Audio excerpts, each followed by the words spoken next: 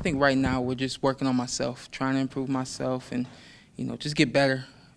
That from a mental aspect, and just work all the way down to the physical. How has this training camp been different for you, or has it been different for you training for a Keith Thurman fighter? I don't think so. This camp has been just about the way it's been for the last 2 or 3 camps now. Since we've moved here. Obviously, we have a new facility, the PHPC, PCP, whatever, Porter High Performance Center, the PHPC.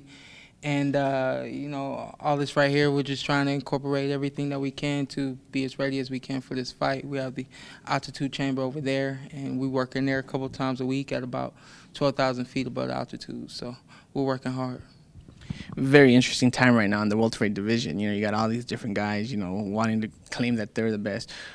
Right now, how exciting is it to be in your division, and what do you have to do to beat Keith Thurman? All eyes are on this division. It's pretty cool. And to compound that with the fact that I'm pretty good makes it that much better. I can contend, and not only contend, I can compete and beat a lot of these guys in my division. And I think right now it's going to start with Keith.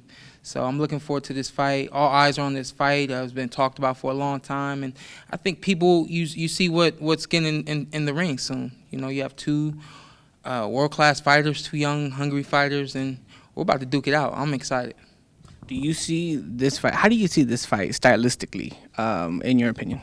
I kind of see myself chasing him. I kind of see myself, hitting him with hard shots, getting to his body, and roughing him up. I don't think he's been roughed up. I don't think he's fought against, opposing speed that I have, opposing quickness that I have, and power as well. So just to get on him and stay on him, I think that's one game plan we're going to go with.